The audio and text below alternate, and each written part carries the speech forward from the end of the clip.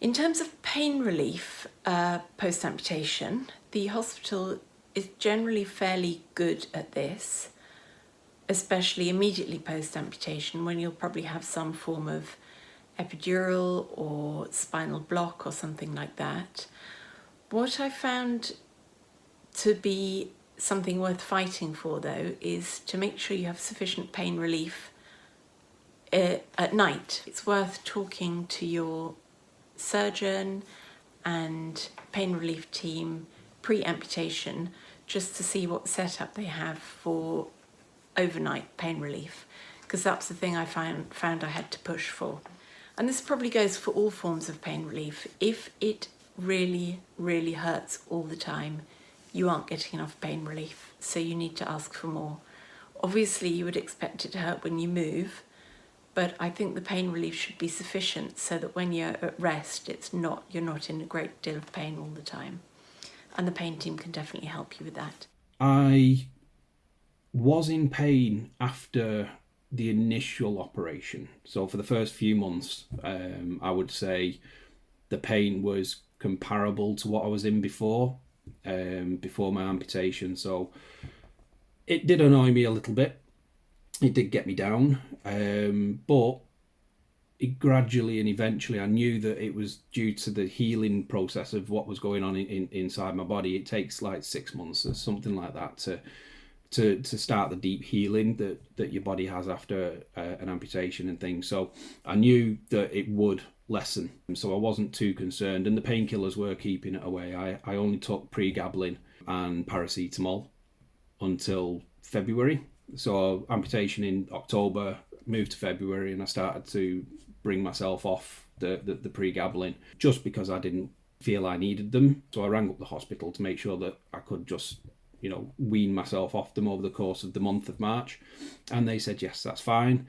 And I've not touched a painkiller for phantom sensation or pain since, which again I realise I'm very, very lucky for. No, I wasn't worried because, of course, it would be less pain than what I had in the arm.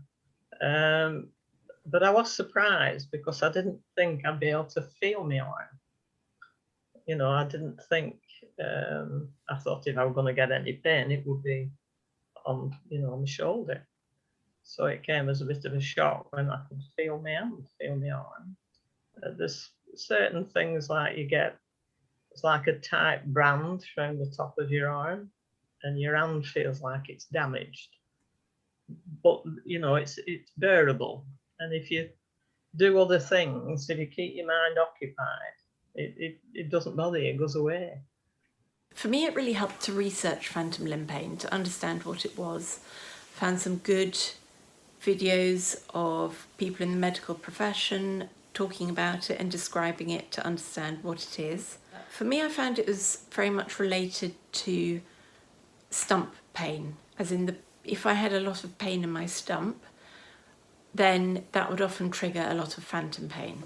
So anything I could do to reduce that post-operatively helped also to reduce my phantom pain.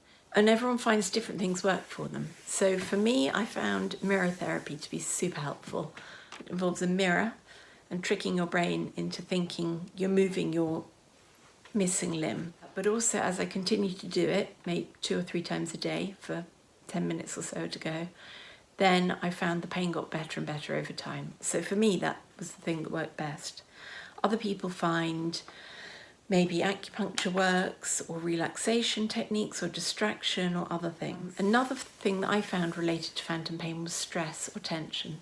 I found that anytime I got very stressed or very tense, my phantom pain would become worse. This is in the early days when it's quite bad.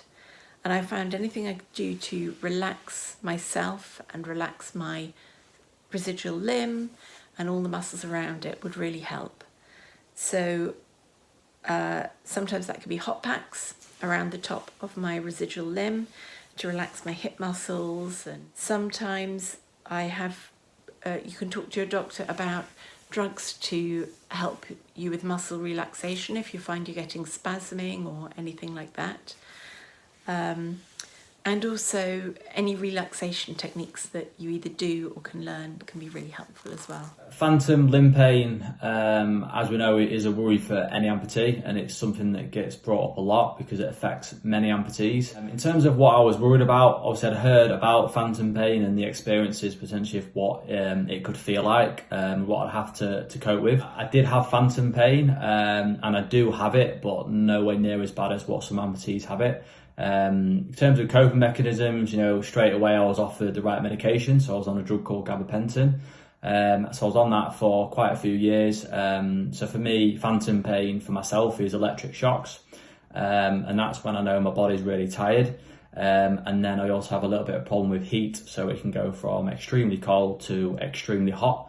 And I really struggle with the heat, and just, every day just sat there, it can feel like it's a really burning sensation. Ever since 2 years after my amputation, so, 8 or 9 years now, I've not actually taken anything.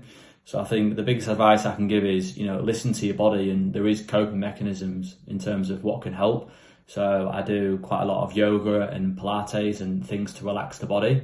I think it's really important because I know when my body's tired, because I get electric shocks, the phantom pain starts to kick in, and then I get a lot of heat in my legs. So again, it's listening to your body, adapting to what your brain and your body's telling you. And for me, it's sometimes I just need to slow down. I take a rest, I take my leg off, or I know I need to stay off the gym for a couple of days, or if work's getting very stressful, I know that I need to slow down a little bit. And that's just, again, growing up from 17 to 29 now is just taking acceptance, what your body can take and what your body can't take, really.